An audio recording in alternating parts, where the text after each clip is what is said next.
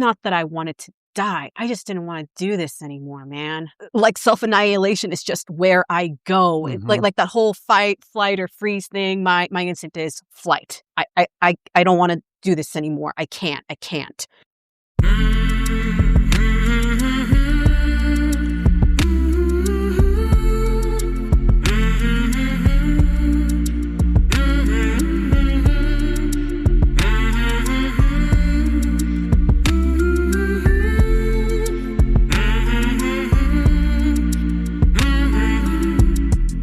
Hey there, my name is Sean, and this is Suicide Noted. On this podcast, I talk with suicide attempt survivors and ideators so that we can hear their stories. Every year around the world, tens of millions of people try to take their own lives, and we almost never talk about it. We certainly don't talk about it enough, and when we do talk about it, many of us, most of us, are not very good at it. So one of my goals with this podcast is to have more conversations and hopefully better conversations with survivors, in large part to help more people in more places hopefully feel a little less shitty and a little less alone. Now, if you are a suicide attempt survivor or ideator and you'd like to talk, I'd love to talk with you. Please reach out.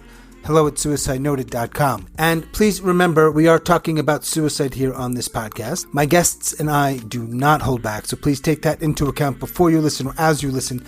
But I do hope you listen because there is so much to learn. Today, I am talking with Reggie again.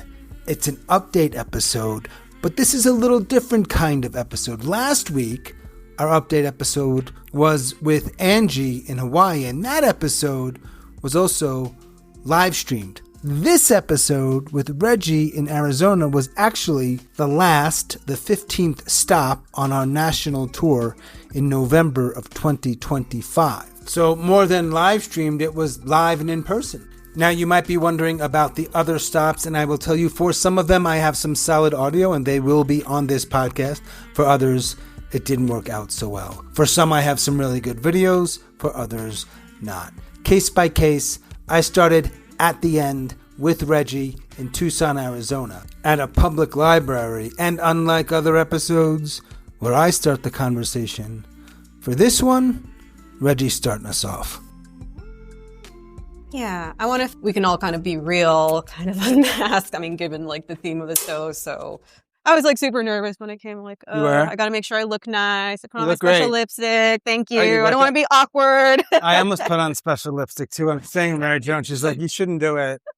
You tried it at the other stops. It didn't work. Anyway. You could have matched your glasses. Yeah. I've been wearing these throughout. Let me give you all a very brief overview of what this is about and then what we're going to do and how it'll look. But I appreciate you being here. My name is Sean. I started a podcast more than 5 years ago called Suicide Noted so that I could have open and honest conversations with suicide attempt survivors. And it actually grew into people that weren't necessarily survivors, but were what I call in the space between. They were thinking about it, some actively, some passively. I've learned over time that there's a really large group of people in that sort of passive space that don't talk about it. And I thought it might be a good idea to have conversations with them as well. And just as important, have other human beings hear those conversations, which you can't obviously do. I'm not a therapist, I'm not a counselor, but obviously there's a lot of value there. But those are private conversations. I thought it might be of value if people, with the help of technology now around the world, as long as they can understand English, because it is in English, And so that was over 5 years ago. And a few months ago, I said, I'm going to go around the country and see if people want to do this in person. And I contacted my past guests, and some of them said, I'd love to talk. And then I said, find me a space. And most of them said, okay. So it ended up being, this is our 15th stop. When I say hour, I mean mine. It sounds bigger. When I say hour, the team and I, which was mostly me, I did have some help with the past guest. Started in Raleigh, which is not far from where I was living for a while. I actually left. And then we made our way around. I'm doing it again with the we. I drove like Mr. Magoo in my white Jeep, which I'm selling, by the way. If you want a white Jeep, it's really nice. I'll make you a deal. And we went all around the country, and the east, and then the Midwest, and down and up northwest into California, with the help of my friend Mary Jo, who I don't know through the suicide stuff, but I know through Storytelling World. She's been housing me and feeding me and making me feel comfortable, because you're good at that. So thank you very much. You're welcome. And the big thing is that I was wanting to have the conversations in part because I had been there. I've had 2 hospital stays. I've been in the passive suicidal ideation space for more than 20 years.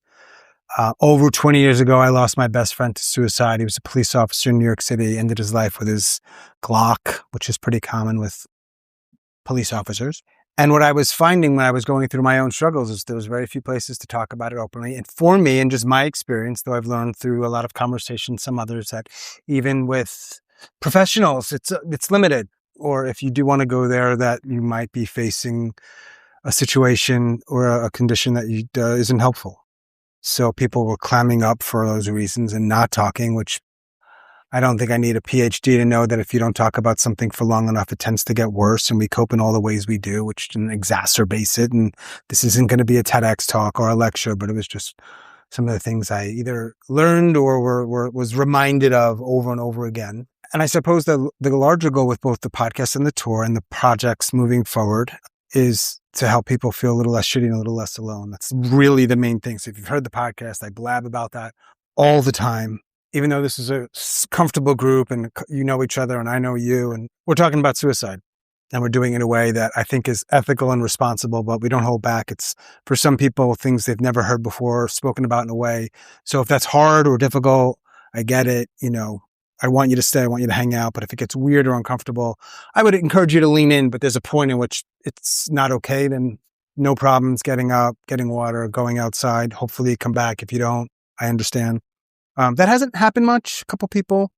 I think most people kind of know what this is. And I also think most people can handle it more than we give them credit for, unless it's unnecessarily antagonistic or unnecessarily graphic. In any case, I'm here with Reggie. So if you go on the podcast, and I've got plenty of listeners, so I'm not nudging you, but if you find value, please check it out. You will scroll back, and I don't have we can find it now, but I think sometime in 2022, maybe? Yeah, 2022. Yeah. Or 2022, 23, thereabouts. Yeah, we found each other. Yeah. And so what this will look like is I'm going to have another conversation with Reggie. It's sort of like some stuff that I may know, though it's been a while, and some update stuff because it's been a few years. Mm-hmm. And then open it up to conversation, question. If you want to share stuff that resonates, that's cool. And then we'll take a picture if you want, and we'll leave. And then maybe some of us will go get lunch. I don't know. So, Reggie, do you remember how it is that you found a podcast with the word suicide in it? Because there's not a lot of them. I was having a nervous breakdown in my office, having just pretty suicidal thoughts. And I was contemplating having somebody drive me to the mental hospital. I thought, I can't possibly be the only one who's ever gone through this. Mm-hmm. I need to know that I'm not some kind of freak of nature. So I went to the Apple Podcasts. I searched suicide. I found your podcast. Mm-hmm.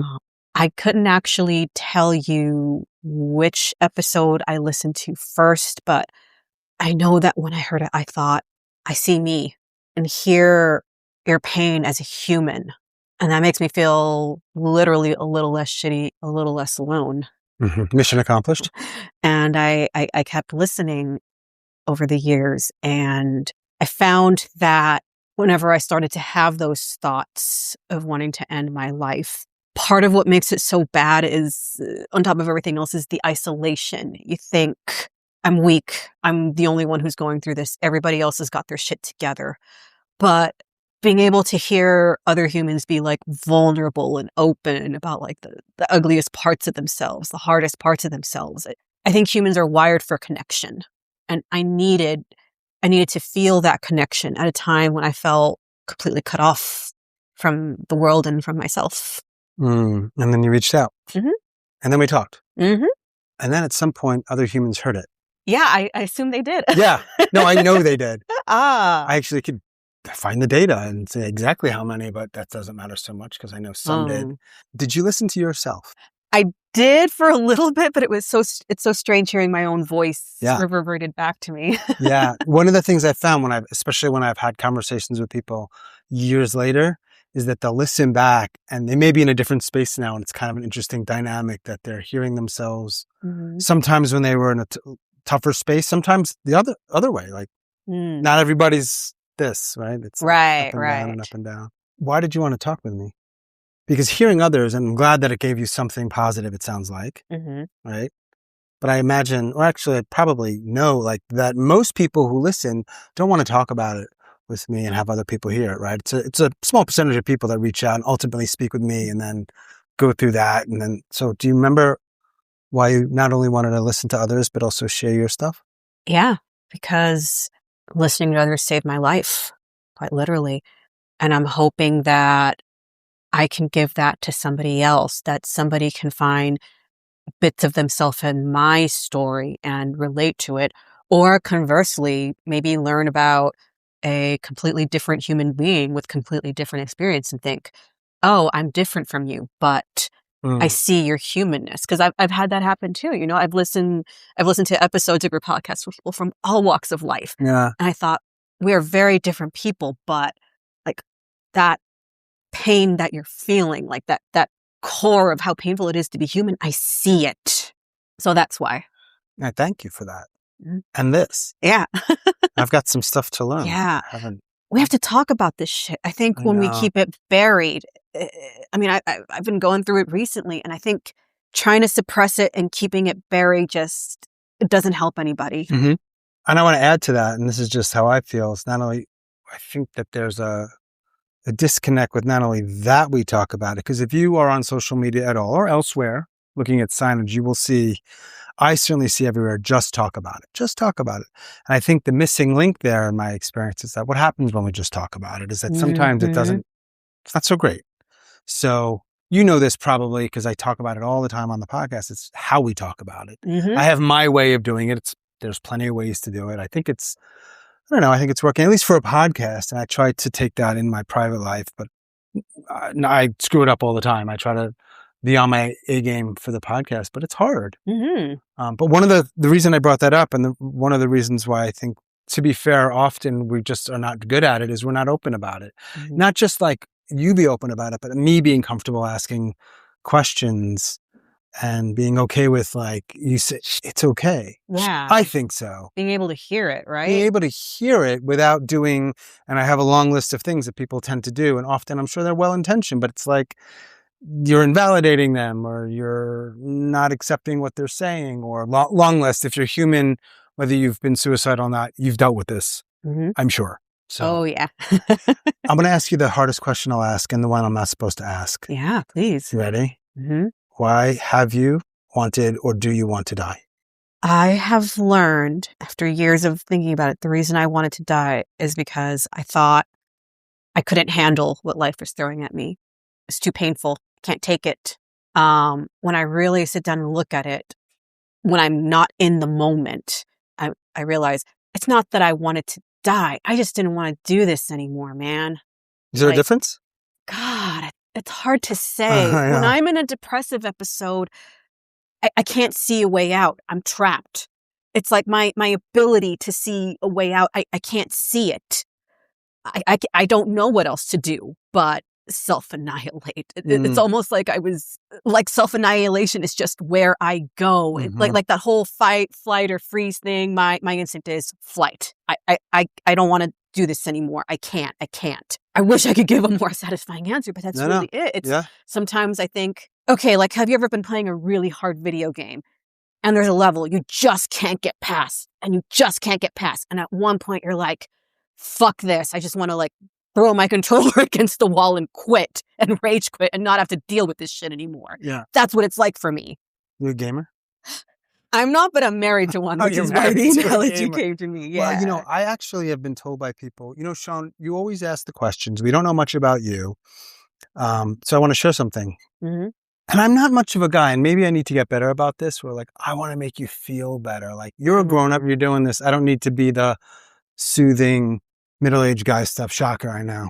But I was just telling Mary Jo last night that the way you just described what you go through was not too different, or actually quite similar to the way I was feeling last night.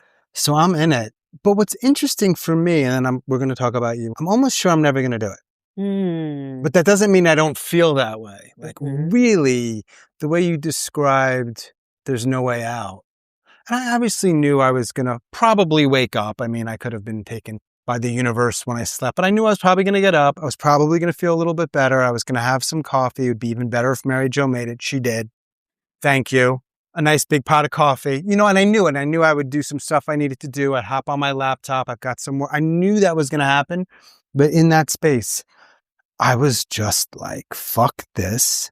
I've been busting my, you know, we could, and the relationships and money and health and all of it. And I was like, the whole, like, I don't see this getting better. I don't see how. But then for me, I'm like, okay, but then, because this is something I really enjoy doing. So now that I'm doing something I enjoy, I'm like, oh, I'm in a little better mood now. It's weird. Maybe that's not that weird, but.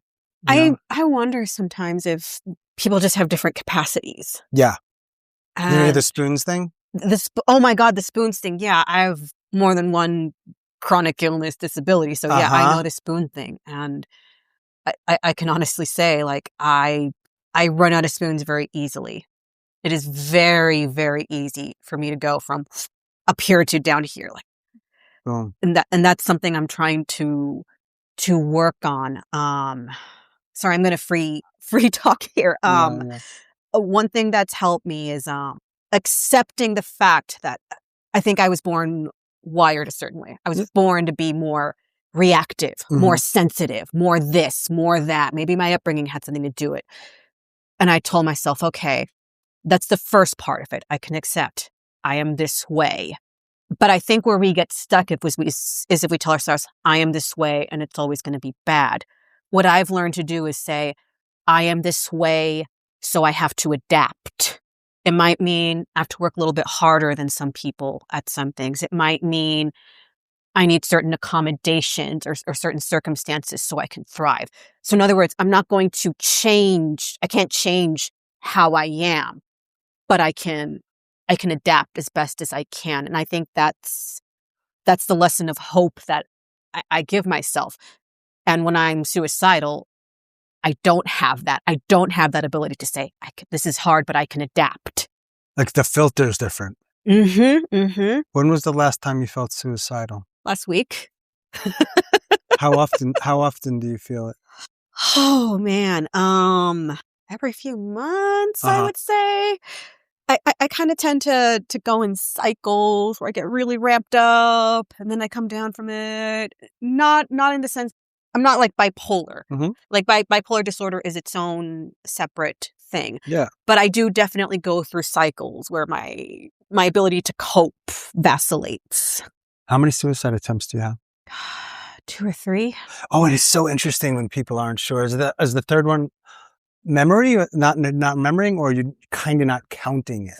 I don't know if it counts. Because I told my shrink about it and he was like, maybe it counts. Well, how old were you for your first one? She's doing math right now. 33. 33. How old are you? 39. Oh, okay, you look young.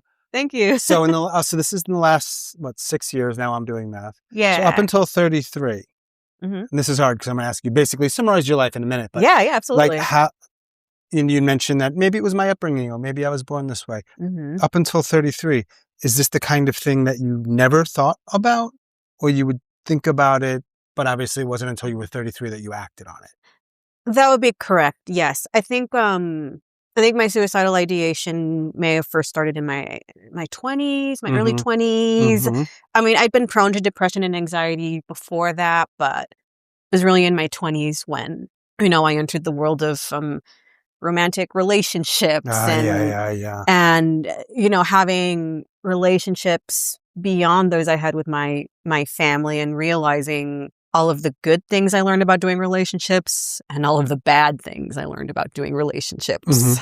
That's the big one you thought of, the relationships, not work, not money, or health even, because you mentioned you have a chronic illness. Oh, it's all of them. I know. It is all of them. I have found that relationships are a big trigger, one of many big triggers for my suicidal ideation, because I'm very prone to feeling rejected and taking things personally. I am way too sensitive. I have abandonment issues. There's reasons for that. I experience something called rejection sensitive dysphoria, which is when you either make a mistake or perceive you make a mistake, or you've you've made somebody displeased with you, or you even perceive that somebody is upset with you. And it's not just like, oh, that sucks. It feels like your entire world is falling apart. That would make relationships potentially hard. Yeah. But thinking about what you said, it's relationships, it's health. I don't know. One narrative that doesn't really work for me is like some people might say, I am this way because of this specific childhood trauma or this specific mental illness. Like this is the root. And for me, it's not like that. For me, it's a lot of different roots. A lot of different things that kind of conglomerate into one big mess. I had therapists that really wanted to find the one thing, and I couldn't really ever get behind it. They might have been right. I was just like, I'm not sure. Maybe they're looking for like the big thing under that then the tentacles came from, and then you had all the other, I don't know. Yeah. I think human beings, as a rule, like we're very uncomfortable with ambiguity, ambivalence. Uncertainty, for sure. When you were 33, do you remember, it's not that long ago, but I'm sure there's been a nice chunk of life since then. Oh, yeah. What changed from you, at least sometimes thinking about it for years, a good number of years, to attempting? I think what changed is I had a kidney transplant at 32, which was a very medically traumatic and emotionally traumatic event. There were other things going on in my personal life at the same time.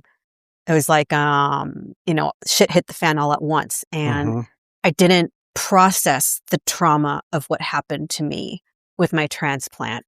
I didn't recognize it for the trauma that it was.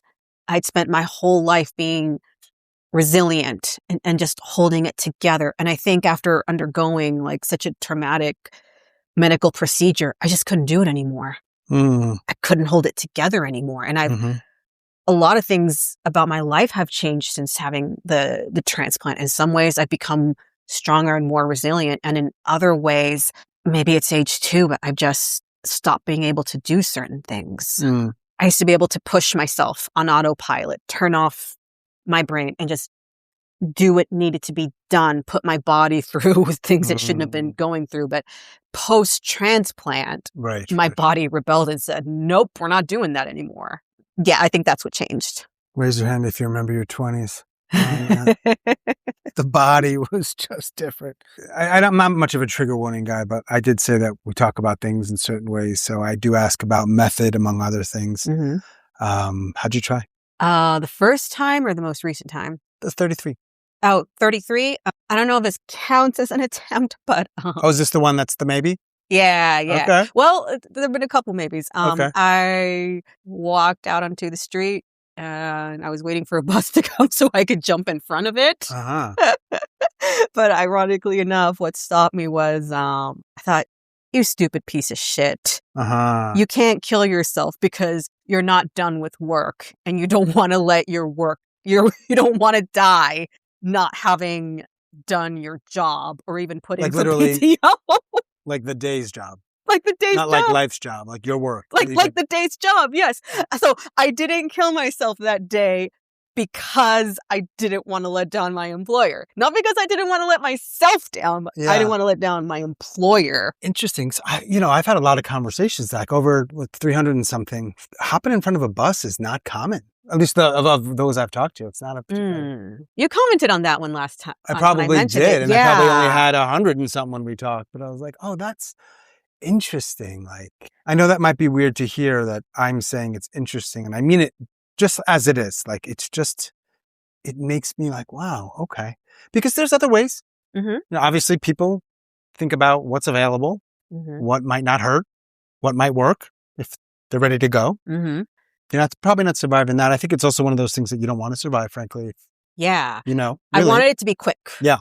Get it over with. And the reason a bus and not a car is because a bus feels more impersonal. A little bit. And also this is what we talked about. Yes. I know I asked you that. A bus is bigger, so it's more likely to get the job done than the car. Oh, shit. That sounds bad. Well, some people might hear it that way. I certainly don't. Yeah. And you didn't do it. So that's a maybe attempt, but you decide. Yeah. Someone gave me shit for that once. One time somebody messaged me and they're like, you shouldn't be letting your guests, and he was nice about it, but I don't understand why you let your guests decide if it's an attempt or not. I'm an attempt survivor. I literally shot myself or whatever it was. I think it was that. So these almost attempts, you should call it an almost attempt or a near attempt. I'm like, fair, but like I'm going to still continue to let my guests decide if that's an attempt, right? That's why I asked the question. And if you don't know, that's fine. You get to not know. I count it as an attempt because in that moment, it's like a hair trigger for me. Yeah. Like I'm on the absolute edge. I guess to your guest, I would say, fuck off. Actually, no. Okay. No, not at all. I would say, shit, it sounds like you're carrying a lot of pain. It must feel like other people are trying to co-opt your pain. Right. You'd make a really good podcast host. Thanks. I just want to say, like, I'm not trying to take from your experience, but I think it's good for people to hear the spectrum of what the experience is, because sometimes a maybe can go to a yes. Yep. Like sometimes a near attempt can go to a literal attempt that. How many people, you wonder, in that moment, whether it was a bus or some other method, made a different decision than you? And I've never talked to them because I can't talk to dead people. Right? There's a lot of people like that too. Yeah. For sure. But that wasn't you. And you're here 6 years later. Yeah. Yeah. But it could have been. It sounds like it was close. Yeah. That's more what it's like for me, I guess. Maybe that doesn't make me a real suicide attempt survivor. And I'm okay with that. I can only speak for myself. I can only tell my story. Semantics be damned. Semantics be damned. Did you tell anybody about that? Or was that on the hush-hush? I told my wife about it. What'd she say, you remember? She understood because she's a spoonie too. A what? Oh, she has the spoons? Yeah, she's also... Can you tell us what that means just by the way? Oh, yes. So, I brought it up, but like, absolutely. I don't want to assume people know. So first off, I want to credit the person who came up with the spoon theory, but I don't know her name, but I hope someone takes the time to look up her name. It's a visual used to express disability. So imagine everybody starts the day holding 10 spoons. Everything that you do that costs you effort takes a spoon out of your hands. For healthy or non-disabled people, there are certain tasks that may not seem like they take any effort. So they'll end the day with spoons to spare. But when you have a disability of some kind, things that wouldn't cost energy for other people cost you. So it's spoonie is sort of a shorthand for a person spoonie who has a disability. And no soup for you at the end of the day. Exactly. Healthy people get to have whatever kind of soup they want. Spoonies, not always. I've been thinking lately, what even is healthy? Oh, now we're going down a hole. Yeah. Well, I'm sitting here thinking, is there a divide between mentally ill and healthy? Or are we all just struggling and some of us are just more honest about it? And I don't know. I don't know the answer to that. It's like I can't get in anyone's head. Yeah. It's like existential almost. But it's not just like an existential question. It's like the way we label things. Because some of it's from the top down where it's like, it's in the DSM, whatever version they're on. So it's more real. But you haven't been diagnosed or one hasn't been diagnosed. It's less real. It's like, you don't know about how they're, their every day might be, they have no spoons by 11 a.m. Exactly. Yeah.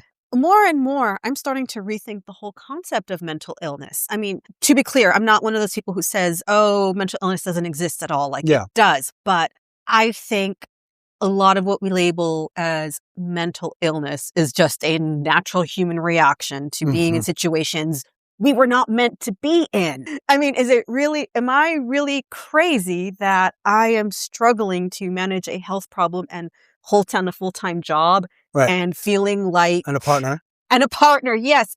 And feeling like, oh my gosh, for 40 hours out of my life a week, I'm giving my waking hours to somebody else. And then when I get back, there's very little of me left over for what I love.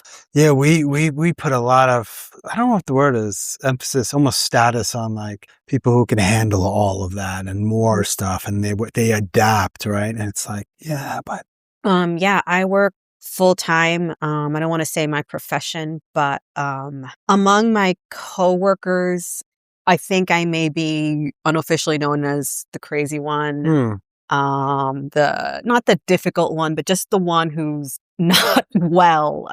I don't know how else to explain it other than I'm the crazy one. And it's not a label I like, but it is what it is. I can't mask the way they can. I want to be clear. Like, I think the term masking originated in the autism community. I am not a person who is autistic. That's not an experience that I claim, but there is definitely overlap. And I definitely relate to the feeling of having to mask and pretend to be okay when you're not, pretend to be somebody you're not, just to get to the day. And I think people have different levels of tolerance for that. Like, some people can do it. Some people can put on the mask and it doesn't cost them any spoons, but it's really hard for me. Amazing. Yeah. Essentially, like how you are, I don't know if the word is forced to present to the world. And if you have a certain kind of job that is saying, well, this is okay, but that's just not okay, it can be tiring. I would imagine. I mean, it is for me. I'd like to share a funny story about that, if that's okay. Anytime you can bring humor into suicide conversations, I welcome that. Okay. Yes. It is both funny and dark. So first off, has anybody here ever seen The Office? Yes. The original. Yes. Oh, sorry. No. I'm an original snob, but okay, go on. Sorry, the American one. Okay. In the American version of The Office, there is an episode in which Andy Bernard, one of the characters, is getting pranked by another character who puts his phone in the ceiling. So the character of Andy starts getting increasingly agitated, and he finally loses his shit and he goes, I need to know who stole my phone or I am going to lose my freaking mind. And then he punches a wall. I had a moment like that at work just a few weeks ago. I carpool with a coworker. I'd been having a really bad day. And when we pulled into the parking lot, I realized I'd left my purse at our workplace an hour away. So I broke down in the parking lot, just having a screaming fit, just screaming, crying, just having a full-on tantrum like a child. There was yelling. I didn't use abusive or hateful language, so I wouldn't do that. But I did yell and scream, and my coworker was extremely she tried to help me. She called someone who could help me. My wife came to pick me up, and I could tell that she was concerned about me, but she pitied me. Who did? My coworker. Oh, yeah. I knew that she pitied me. I sent her a text message, apologizing for what happened, trying to take accountability, and I didn't hear back. Then I heard that she no longer felt comfortable carpooling with me, and we have not spoken since. We're like ships in the night at work. And the reason I wanted to share this story is because it's an example of what it was like to finally unmask. And believe it or not, well, maybe some listeners can believe it, that feeling so ashamed of what I did and then feeling rejected and feeling like an irredeemable piece of shit, that sent me down a suicidal spiral last weekend. I wouldn't say I approached where I was going to do it, but I was feeling suicidal over that one incident because I kept thinking, you're an irredeemable piece of shit. You can't fix this. You hurt somebody. There's no going back. You're a piece of shit. And it took a while for that to cycle out of my system. And I'm feeling a little bit better about it now.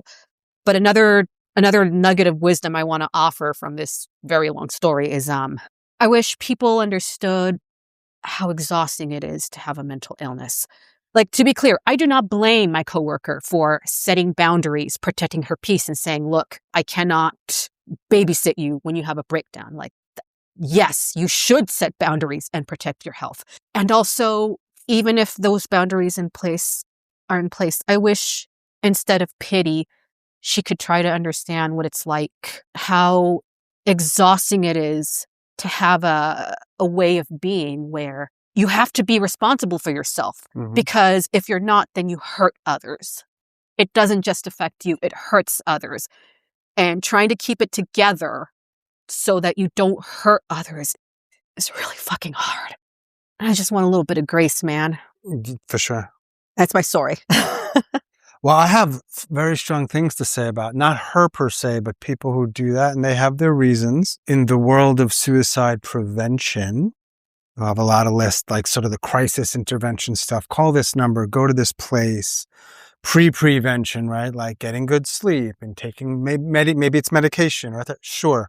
If you want to reduce suicides, you train people, for lack of a better word, train or help them understand the difference between pity, or perhaps there would be other words we could use, and understanding/grace. That right there, I don't have data. You want to reduce suicides? That's how you reduce suicides. Yeah. That's how you reduce it. Yes. Now, I'm not saying don't take your meds. Yeah. I'm not saying don't see your therapist. I'm not saying don't sleep well. By the way, you said you have a mental illness. I have a few diagnosed mental illnesses. Do you think you have a mental illness? We had this thread earlier. You don't need to know for sure, but let's start off with this. Sorry to bing bang around a little bit. What were the ones your doctors said you have? Major depressive disorder, generalized anxiety disorder, and I was screened for OCD. Not a full diagnostic workup, but he said I probably have it. I know those are considered not just diagnoses, but if you have that, that means you are mentally ill? So I'm told. Okay. Do you think you have, if that's the right word, using a loose verb there, have any or all of those? Yes and no. I think it's complicated. I do think there is a place for mental illness labels, and that it helps us get treatment and help. But I also think a lot of my reactions or the way I react to the world is actually pretty sane. I don't know if it's always me being crazy. I mean, I'll give you another example. To get to my job down in South, right by the border, still on the U.S. side, we have to pass by a border checkpoint. I'm a U.S. citizen. My coworkers are U.S. citizens. We don't have to worry. But every time I pass by those men with their guns and their drug-sniffing dogs, and I think about what they're doing to destroy lives and communities, I feel like anger and, I'm ashamed to admit it, but hatred and disgust. Like, it affects me so much. And again, this is no shade on any, but, my coworker doesn't feel that passing through. It's just she doesn't see a bunch of genocidal neo-Nazis. I said what I said. Ooh, said what I fucking said. Bring it, Reggie. She sees some men doing their job. Right. And that's not a condemnation. Is it not? No, it's not. Because I do think that most of the men and women who pass through that border checkpoint are just trying their best. And conversely, I'm certain there are horrible things happening all over the world that I'm not thinking about. There's probably somebody out there thinking, Reggie, why aren't you in despair because of what's happening in Sudan right now? Do you not care about Sudan? Do you not care about Palestine? And I think different things just affect us differently. Sure. And when the proximity matters. Naturally, you're not going by those places every day, but this is my take. Yeah. When was the next attempt? 33 was the first one. Oh, fun. The next one was at 38. Last year. So when we talked, you only had the one. Yeah. Only had the one. So we've probably focused some time on that. Yeah. So since then, last year, you tried. Yeah. All right. Is this a maybe? Oh, it's hard to say. Because I think I would have done it if I'd been alone. I'll try to summarize it as briefly as possible. I developed a condition that makes me vomit. I was put on a medication that's supposed to fix the vomiting. But this medication, it can cause you to have suicidal ideation. So is that in the fine print? Yeah. It is literally on the FDA black box warning. Yes. But can I ask you, sorry. Yeah, no, please. Real quick. Is it just me? Or if you have a medication that might cause suicidal ideation, maybe that just shouldn't be available? Or am I coming from maybe a privileged place of, well, Sean, if you were vomiting every day or you were always nauseous, you would take that chance. Really, I don't know. Because that's a big fine print.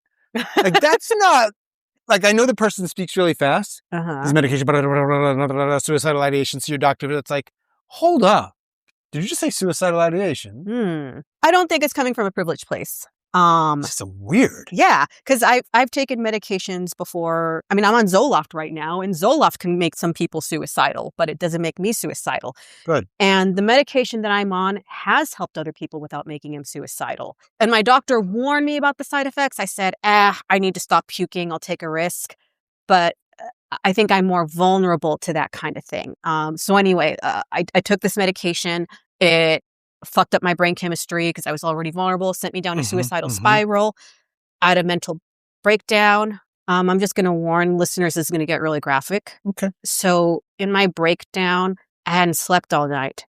And I was telling my partner, you need to take me to the mental hospital because I want to end myself.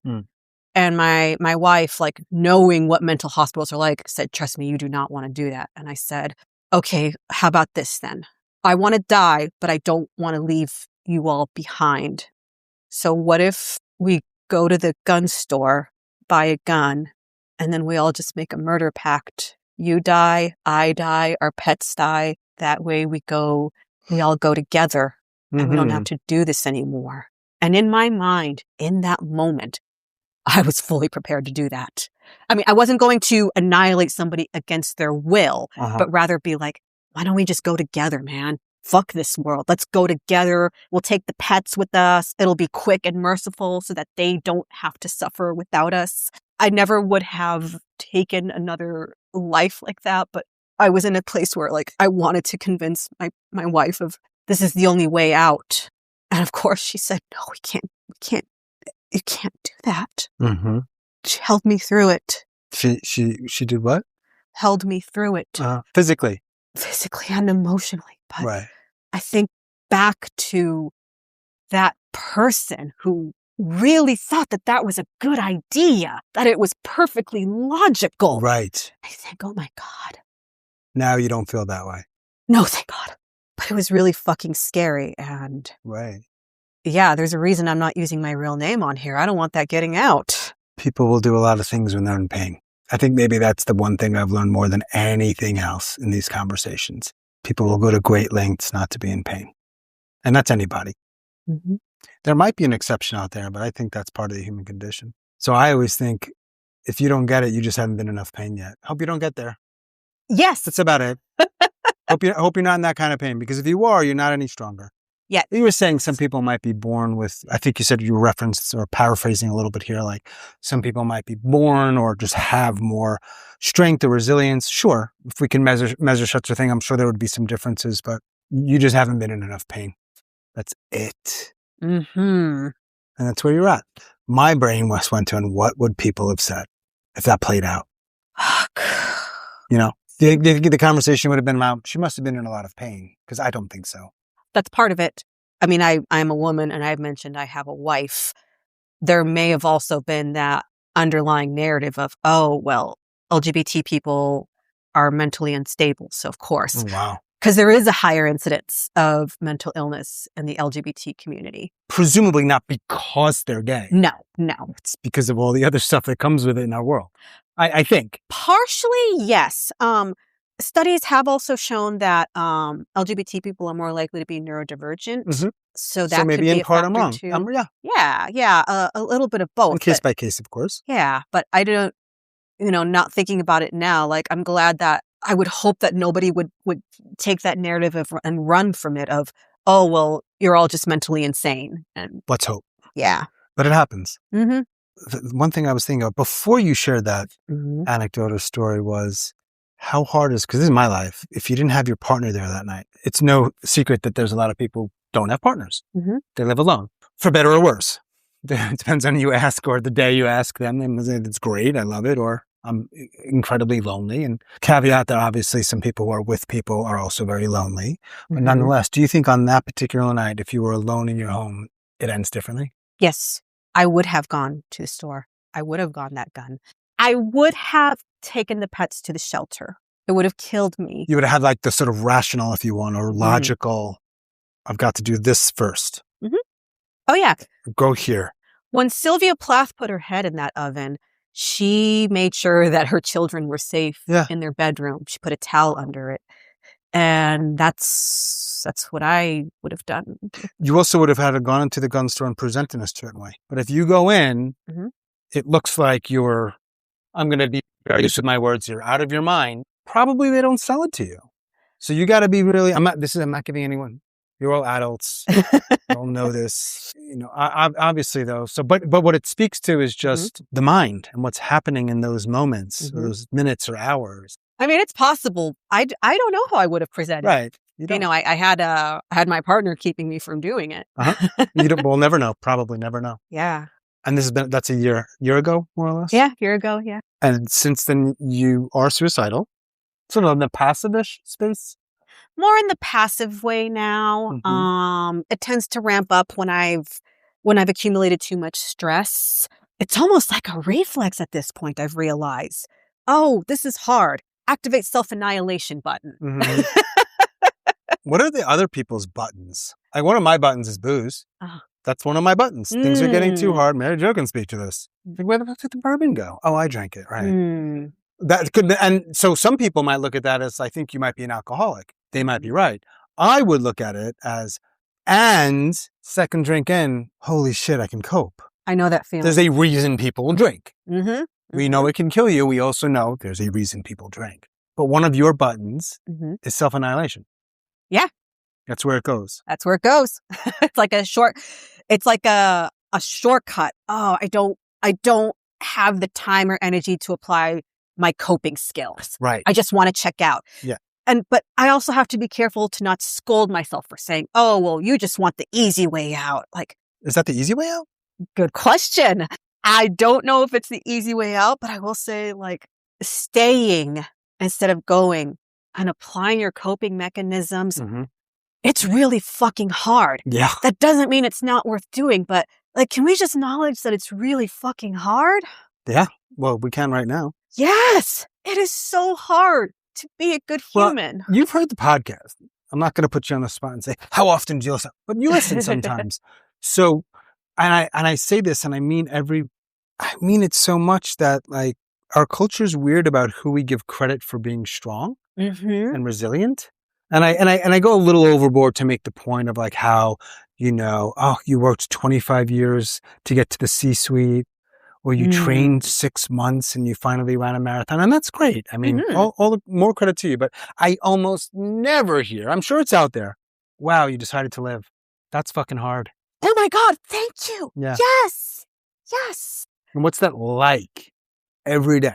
Because, we don't have the time to have these. This is one of the beautiful things I love about this work. I love it because I have the time to have these extended conversations, because typically we don't get to the point of, like, what is it actually like for you to be dealing with this shit every day? Like, what is it like? And sometimes, and you may have experienced with me, we get into the granular stuff. Like, what is it like? And you shared some bits of it. It's like, it is a full-time job. Right. And if you already have a full-time job, it is like a full-time job on top of a full-time job. Right. But nobody's giving you brownie points for not losing your fucking shit. And Amazon's not selling more spoons. Exactly. There's no more spoons, right? Yeah. You got your 10. That's what we all get. Yeah. Credit to the woman who came up with that idea and the 10. Yes. Doesn't matter. You are, I hope you get credited. I'm sorry I didn't know your name. Yeah. Well, we're just hoping this records, so maybe no one hears it, but they do. And I do. And you get to hear it. So that's awesome. Yeah. Spoons. I wonder why she chose spoons and not forks. That's where my brain goes. And then I'm wondering, how big are the spoons? Is it soup spoon? Is it a small spoon? This is why You said earlier that there were 2 or 3 attempts when I asked you. You mentioned 2. I think it was just those 2. Okay. Sometimes I guess it gets wibbly because, like, there are times where I get really, really close, but I don't tell anyone. But I'm, like, at a trigger point where if one more thing pushes me, I'll do it. And button. Yeah. I'm sorry to people who feel that doesn't count. Like, hey man, we've all got pain. There's room for all of our stories, right? Maybe my pain isn't the same as yours, but, like, I see you. I hope you see me too. Yeah, and comparing pain's a weird thing anyway. Pain is pain. There are degrees, but we don't get to know it. We don't get to make it tangible. I'm a 3.5 and you're a 4. Yeah. So what? I mean, I think we all just want to have our pain acknowledged and seen. And then hopefully reduced. Mm-hmm. That's the goal. Ideally. Out of the 6 or 7 years since that first attempt, how many people in the world that know you? Mm-hmm. So one of my listeners doesn't know you. Mm-hmm.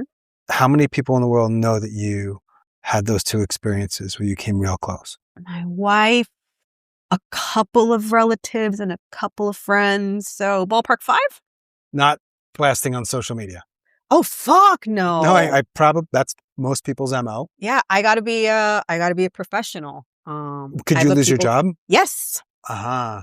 Especially after what I just confessed with the gun and everything. One of my concerns in doing this in communities as I did it was like, I can't guarantee that this person there doesn't know your boss and what they might. I can't. Like, let's just be honest about it and hope that people honor what happens here. But my guest, I had to remind them, like, is it possible? I mean, yeah. I recognize that I'm taking a risk, but I thought it was important because maybe someone somewhere out there will hear just a little kernel in my story and think, there it is. Yeah. I mean, we live in a world where I was worried also about cops. Like some off-duty cop comes to one of the shows or events, we can call them, and you say, well, sometimes I'm active, and then they wait for you outside. Is it possible? Yeah, it's unlikely.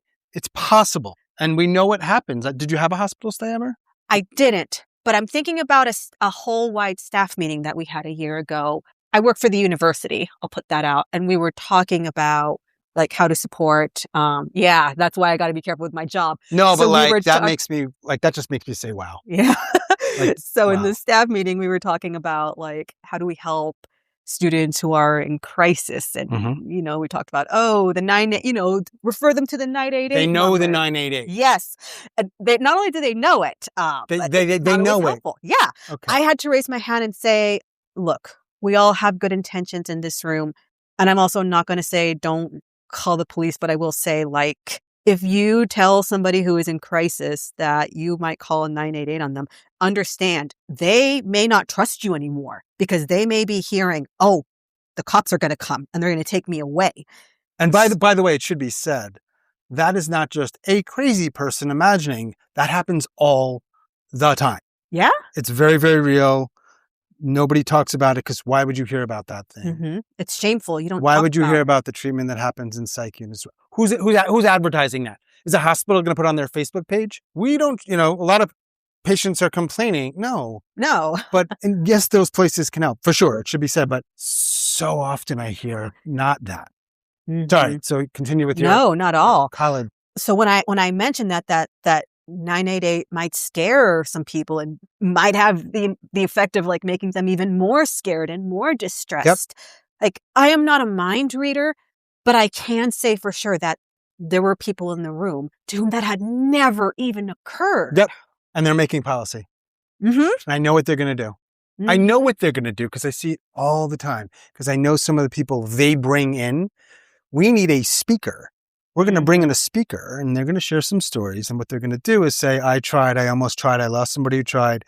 Don't do it. Don't feel that way. You shouldn't feel that way. Call 988. All the things almost everyone by the time they're in college knows. By the way, if you're 20 years old, if you put anything anywhere online, even suggesting remotely that you're feeling that way, 988 is going to be blasted everywhere. You can't not know about it.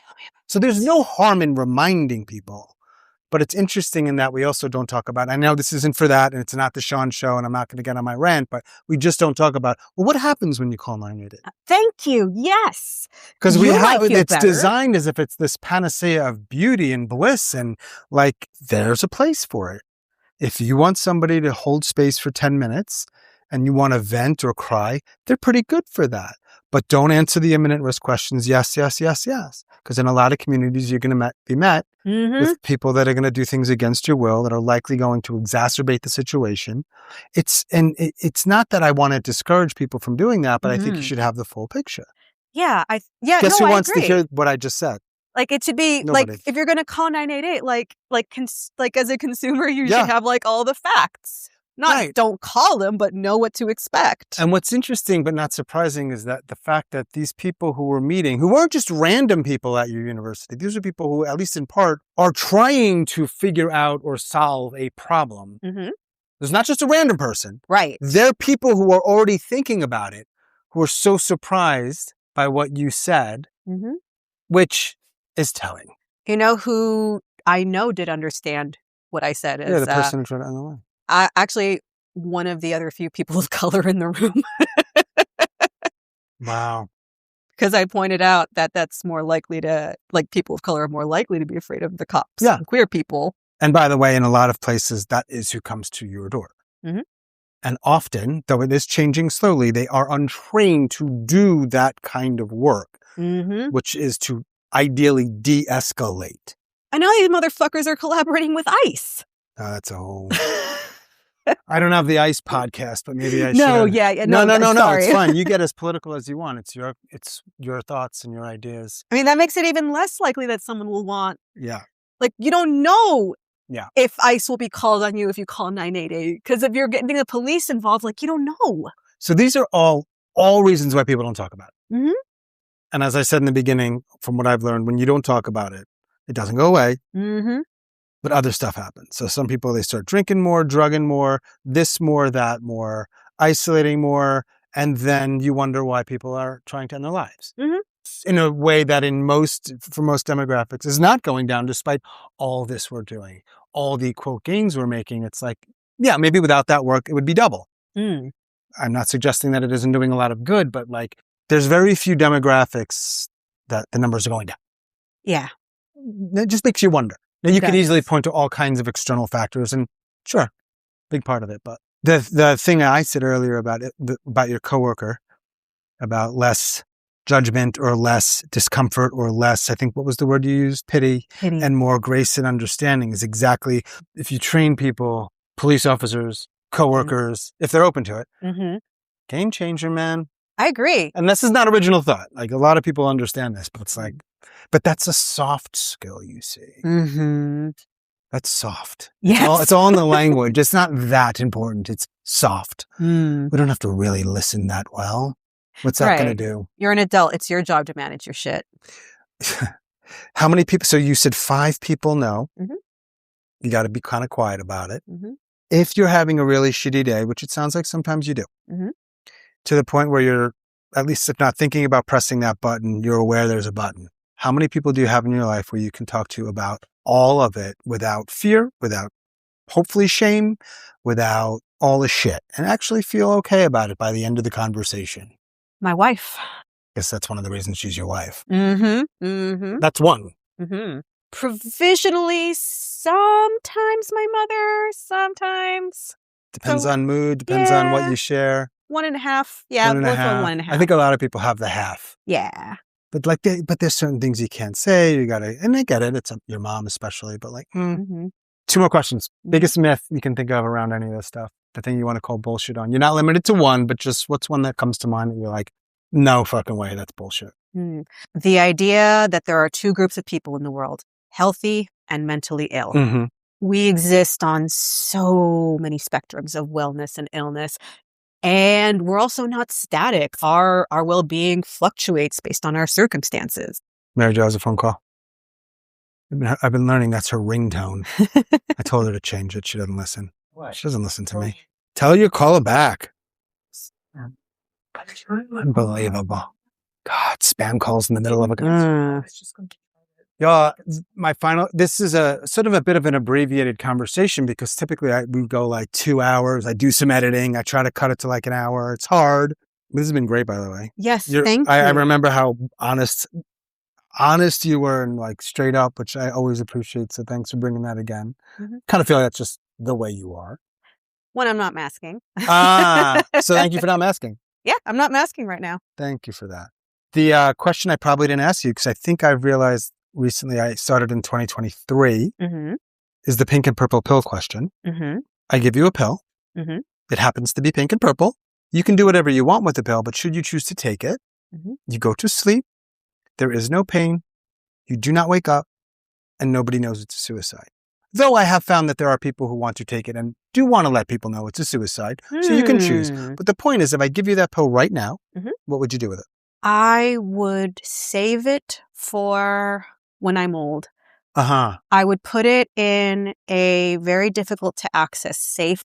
I want to save it for when I'm old, because this might be controversial. I think we all should have the right to exit the world on our own terms. I'm not ready yet. There might be times where I want to be ready, but I would like to make it to old age. And when I get to that point, I want to decide how I go. Mm-hmm. So it would be a suicide, but it's different. A little more rational, we could call it. Yeah. I don't know what the word is. Yeah.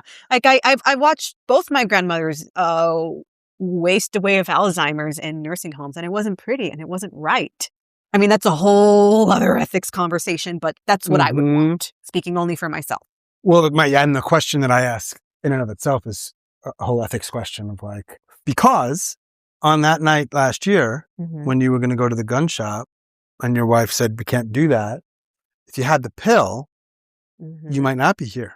That's something that a guest brought up to me. Maybe it was like last year that I hadn't thought about. So I add that now. And if you're curious, granted, I'm talking to suicide attempt survivors, not the general population, but I think I had a guess. I'd say like 20% say they'd throw it out. And I'm always curious why. You get interesting answers. I don't know. I almost feel like it's like 20% would say, I think I would take it. And the majority is somewhere in that save for whatever. But now I ask the follow-up question. You realize, because that's a consideration, because the way you're answering now is not, you're not necessarily in the same headspace as you are when that button is. Yeah. Self-annihilation, you call it. I recognize the cognitive dissonance, and it's so easy for me to say, oh, I could handle that responsibility. Sure. So I'll just say it's a good thing it's a hypothetical, because I don't know if I can handle that responsibility. Yeah. It's a hypothetical. Maybe one day it'll be a thing. And then that will bring with it its whole new set of ethical questions, which if you know anything about the like right to die and assisted suicide, those are the raging debates, which are all fair, like good questions. And what else do you want to share? Thank you for letting me be open. And if you're out there and you're in pain, your pain matters. You matter. And you're not the only one who's ever felt this way. Thanks, Reggie. We did that for 70 minutes. Flew by for me. Yeah. Now, that was not actually the end of the conversation. It continued with our audience members, including my friend Mary Jo, who shared about her mom who had dementia, and another woman who in her 60s for the first time started thinking about suicide due primarily to chronic pain. These were the kinds of conversations we had all around the country. So thanks again, Reggie. Thank you, Tucson. Thank you to the Tucson audience. I really appreciate it. As always, thanks so much for listening and all of your supports. If you are a suicide attempt survivor or ideator and you'd like to talk, I'd love to talk with you. Please reach out, hello@suicidenoted.com. Make sure to check out our polls on Spotify. And of course, if you'd be so kind to leave a 5-star rating on Apple Podcast, if you believe we've earned that, of course, I'd appreciate that. And that is all for this week's episode. Stay strong. Do the best you can. I'll talk to you soon.